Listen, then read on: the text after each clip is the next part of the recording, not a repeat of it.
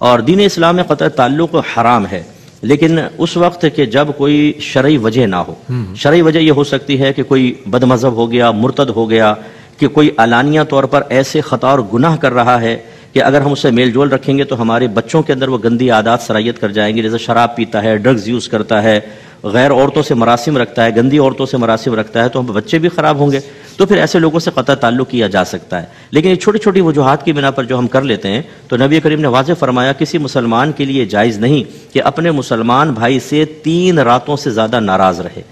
ان میں بہتر وہ ہے جو سلام میں پہل کرے. ایک روایت میں فرمایا اگر کوئی اسی حال میں مر گیا تو جہنم میں جائے گا. ایک روایت میں فرمایا جو 1 سال تک اس طرح قطع تعلق کر کے رکھے تو یہ مسلمان کے قتل کی مثل ہے. تو اس لیے جو بھائی بہن، سگے بھائی بہن ہوتے ہیں، چھوٹی چھوٹی باتوں کے اوپر گروپ بنا لیتے ہیں، 4 بہنیں ایک طرف، 4 بھائی ایک طرف، 1 بھائی بہن ایک طرف، 2 بھائی بہن ایک طرف، اور پھر ملتے نہیں ہیں. اور یہی وائرس وہ اپنے بچوں کے اندر نفرتوں کا وائرس سرایت کر جاتے ہیں. ایک اپنی خالہ سے نفرت رکھتا ہے، دوسرا ماموں سے نفرت رکھتا ہے، اس لیے کہ ہم نے ان کو غلط راستے پہ لگایا ہوتا ہے. تو یہ وبال سب بڑوں پر ہوگا جو اپنے بچوں کو اس راستے پہ لگا گئے. اس لیے قطع تعلق ختم کرنا چاہیے. ہاں، نبی کریم نے فرمایا کہ اگر کسی نے سلام میں پہل کی، قطع تعلق ختم کرنے کی کوشش کی اور سامنے والا نہیں مانتا، تو فرمایا کہ پھر وبال اس پر ہے. تو ہمیں ایک دفعہ کوشش کرنی چاہیے بالکل صدق دل کے ساتھ اخلاص سے کہ مل جائیں، نہ ملیں تو ٹھیک ہے، آپ وقتاً فوقتاً رابطہ رکھیں، پھر وبال ان پر ہوگا. اچھا، ایک ضمناً سوال ہے وہ یہ کہ اگر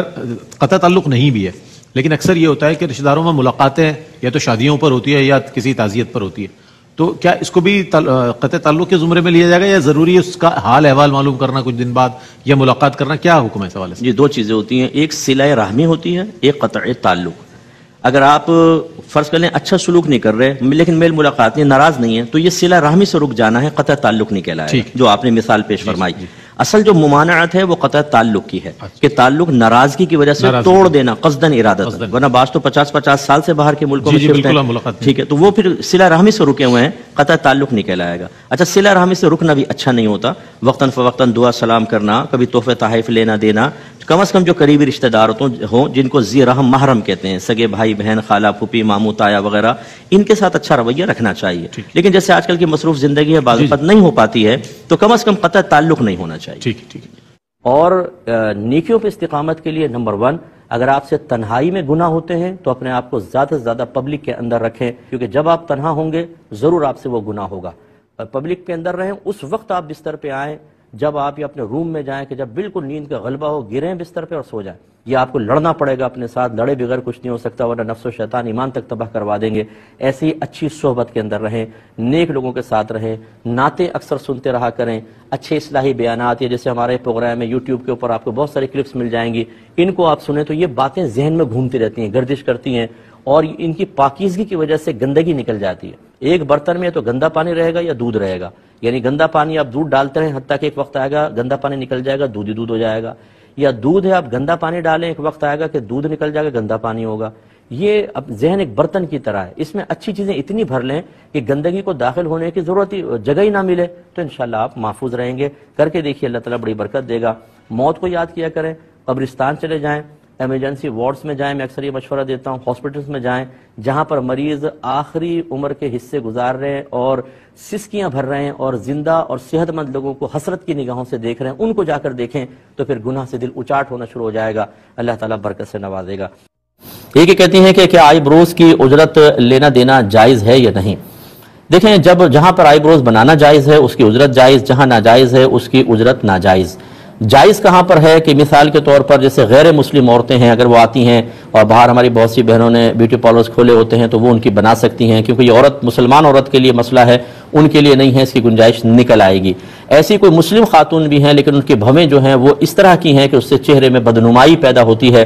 رشتے کے لیے دیکھنے کے لیے آنے والوں کی نگاہ اس پہ پڑتی ہے تو رشتے قبول کرنے میں مسئلہ ہو رہا ہے، یا وہ شادی شدہ ہیں اور اس طرح کی بھویں شوہر کی بے رغبتی کا سبب بن رہی ہیں، تو تھوڑا سا اسے اس طرح تبدیل کرنا کہ چہرہ خوشنمائی کی طرف آ جائے اور ان نقصانات سے عورت بچ سکے، اس کی گنجائش ہے. لہذا جب گنجائش ہے تو اس کی آئی بروز بنانا بھی جائز ہوگا، اس کی اجرت بھی جائز ہوگا. باقی ایک مسلمان عورت ہے، پہلی قبول صورت ہے حسین بننے کے لیے، یا حسین ہے حسینہ عالم بننے کے لیے، وہ چاہتی ہے کہ میں اپنی بھووں کے بال صاف کرواؤں، تو پھر اس کی اجرت لینا دینا دونوں ہی گناہ ہوگا، بنانا بنوانا یہ بھی منع ہوگا. ایک یہ بچی کہتی ہے کہ ایسے انسٹرومنٹس ایجاد ہو گئے ہیں کہ جس میں آئی بروز کو شیپ دیتے ہیں، بس یہ لگایا اور شیپ آ گئی، کیا حکم شرع ہوگا؟ دیکھیں لازم سی بات ہے کہ وہ شے پیسے تو نہیں آئے گی، وہ بھی اس کو کچھ نہ کچھ طریقے سے بال ریموو کر رہا ہوگا، تو وہی حکم ہے کہ جو مطلب آئی بروز جیسے دیگر طریقوں سے بنانے کا ہے، اور اس کا بھی میں نے آپ کو جواب دیا، اسی کویسچن کے مطابق اس کو دیکھیں۔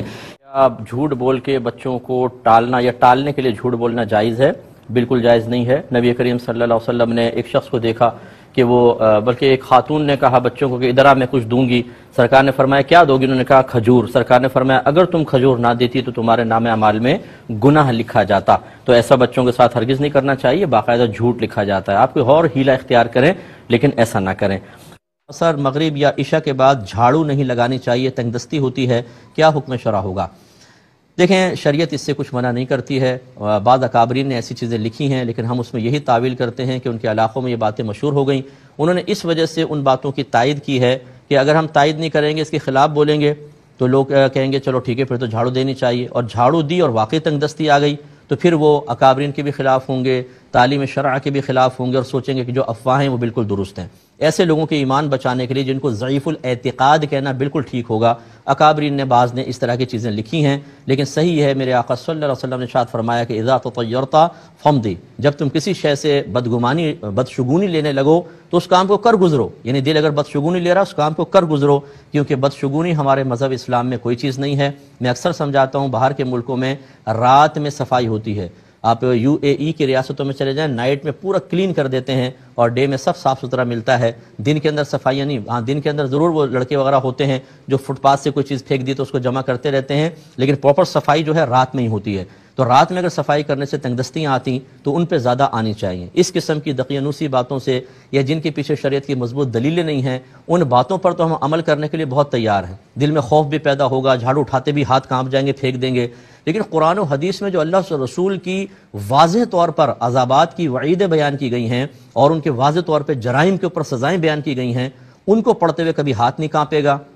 اس کی وجہ سے ہمارا طرز عمل چینج نہیں ہوگا۔ اس کا مطلب ہے کہ ہمارے دل بیمار ہیں، کہ افواہوں کے اثر تو قبول کر رہے ہیں، قرآن و حدیث کے اثر قبول کر کے نہ حرام چھوڑ رہے ہیں، نہ بے عملی چھوڑ رہے ہیں، نہ نمازوں کے پابند ہو رہے ہیں۔ اس لیے اگر کوئی اس کا قائل ہے، میں اس پہ اٹیک نہیں کر رہا ہوں، کوئی برا نہ مانے، لیکن ہم چاہتے ہیں کہ آپ ضعیف الاعتقادی سے قوی الاعتقادی کی طرف آئیں، مضبوط اعتقاد والے بنیں۔ جھاڑو روزی نہیں دیتی ہے، نہ جھاڑو روزی روک سکتی ہے، میرا رب روزی دینے والا ہے اور میرا رب چاہے تو روزی رکتی ہے، اس لیے نائٹ میں جھاڑو دینے میں شرعاً کوئی حرج نہیں ہے، بلکہ اگر مہمان آگے گھر سارا گندا پڑا ہوا ہے اس کا مطلب ہے ایسے پڑے رہنے تو صبح صفائی کریں، پوری گندگی ایسے رہنے دیں، بہتر ہے رات میں صفائی کریں، اپنے گھر کو صاف ستھرا رکھیں، اس میں شرعاً کوئی حرج نہیں ہے۔ بہرحال جو اسی کا قائل ہے وہ اسی پر قائم رہنا چاہتا ہے کہ جھاڑو رات میں نہیں دیں گے تنگ دستی آئے گی، تو پھر بھائی اور بہت سارے ذرائع بھی ہیں جن سے تنگ دستی آ رہی ہے۔ آپ دیکھ لیجئے ہر گھر کے اندر تو خوشحالی نہیں ہے کہ رات میں جھاڑو نہیں دی تو خوشحالی آ گئی، تو ان سب کو بھی ختم کریں۔ جب ان چیزوں کے پیچھے لگیں گے ہوگا وہی جو میرا رب چاہے گا، لیکن آپ کا اپنا مقصود حاصل نہیں ہو سکتا ہے۔ کہ بعض اوقات اس طرح کی پوسٹ آتی ہے کہ اگر کوئی قرآنی آیت آپ کے موبائل میں ہے تو اس کو ہرگز ڈیلیٹ نہ کریں کیونکہ یہ قیامت کی نشانیوں میں سے ہے، کیا یہ صحیح ہے؟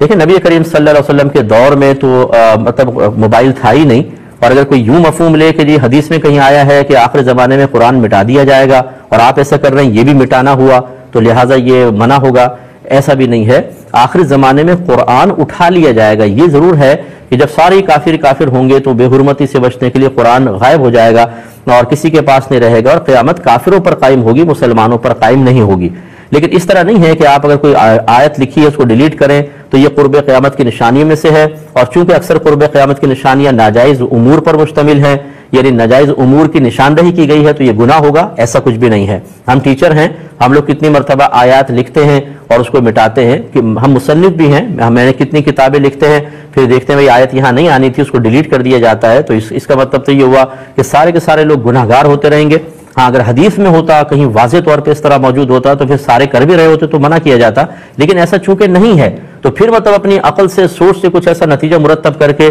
اور اس کو لوگوں میں عام کر کے تشویش میں مبتلا کر دینا شرعاً یہ جائز نہیں ہے۔ اور یہ اکثر وہ لوگ ہوتے ہیں، اب اس پہ پیچھے بڑی کہانیاں ہوتی ہیں، لیکن بہرحال اس طرح کی پوسٹ ڈال کر اپنے مقاصد حل کرنے کی کوشش کی جاتی ہے، اور ہمارے نادان مسلمان بھائی بہن جنہوں نے کبھی قرآن کو غور سے نہیں پڑھا ہوتا، ترجمہ تفسیر کے ساتھ، کسی حدیث کو شرح کے ساتھ نہیں پڑھا، انہوں نے اپنے دین کو کبھی کسی مستند عالم سے سیکھنے کی زحمت گوارا نہیں کی، یہ کیا کہہ رہا ہے، وہ کیا کہہ رہا ہے، یہ کیا کر رہا ہے، وہ کیا کر رہا ہے، دیکھ کر سن کر دین کو سیکھا ہے، وہ لوگ قرآن کی آیات سے اتنا خوفزدہ نہیں ہوں گے، حدیثوں میں بیان کردہ عذابات سے ان کے دل نہیں لرزیں گے، اس طرح کی پوسٹ سے کانپ جائیں گے ایک دم، اور فوراً پوچھیں گے ہم تو گھبرا گئے، ہم نے تو یوں ہوا۔ اس کا مطلب ہے کہ ہمارے ایمان میں بڑی کمزوریاں ہیں، ایسی چیزوں کی پرواہ نہ کیا کریں۔ اللہ عمل کی توفیق عطا فرمائے۔ ایک مختصر سا